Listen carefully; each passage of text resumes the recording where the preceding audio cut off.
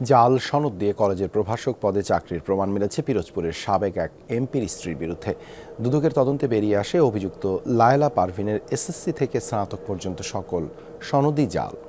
শিক্ষাগত যোগ্যতা না থাকলেও প্রায় এক দশক বঙ্গমাতা বেগম ফজিলাতুন্নেসা মহিলা কলেজে প্রভাষকের দায়িত্ব পালন করেন তিনি। এ সময় সরকারি বেতনের টাকাও তুলেছেন সাবেক এমপি এম এ আউয়ালের স্ত্রী লায়লা পারভিন। এমন ঘটনায় হতভম্ব এলাকাবাসী। কিন্তু বাথরুম যাতা ওডোনিল নাই। আজীবন ওডোনিল সুবাসিত ঘরে স্ট্যাটাস বাড়ে। নিয়োগের সময় জমা দেয়া সনদপত্রের সবগুলোই ভুয়া। জাল সনদে প্রায় এক দশক ধরে ফজিলাতুন্নেসা কলেজের প্রভাষকের দায়িত্ব পালন করেছেন সাবেক এমপির স্ত্রী লায়লা পারভিন। 5 আগস্টের পর যার নাম পরিবর্তন করে নাজিরপুর সরকারি মহিলা কলেজ করা হয়। জাল সনদের অভিযোগ পেয়ে তদন্তে নামে দুদক। প্রমাণ মেলে এসএসসি থেকে স্নাতক পর্যন্ত সব সনদই জাল করেছেন লায়লা পারভিন, যা এখন টক অব দ্য টাউন।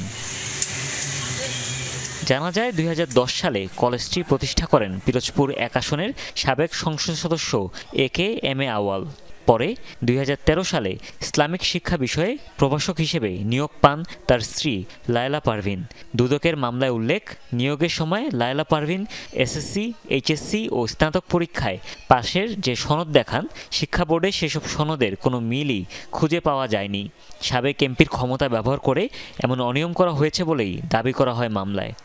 নিয়োগে অনিয়ম আছে, দলীয়করণ করা হয়েছিল। একে এম আউয়াল সাহেব তার স্ত্রীকে তারই প্রতিষ্ঠিত একটি কলেজে চাকরি দিয়েছেন। সকল শিক্ষা সনদগুলোকে ভুয়া বা জাল সনদ ব্যবহার করে, এটি অনবপ্রেত। এই মামলার আরেক আসামি প্রতিষ্ঠানের অধ্যক্ষ ঠাকুর চাঁদ মজুমদার। বলা হচ্ছে, লায়লা পারভিনকে গভর্নিং বডি দাতা সদস্য হিসেবে কমিটিতে অন্তর্ভুক্ত করান তিনি। পরে লায়লা নিজেই তার নিয়োগ অনুমোদন করেন, যদিও এখন অভিযোগ অস্বীকার করছেন অধ্যক্ষ। এখানে বিশেষ করে সার্টিফিকেট মূল্যায়ন করার দায়িত্ব বিশেষ করে থাকে ডিজি মহোদয়ের প্রতিনিধি,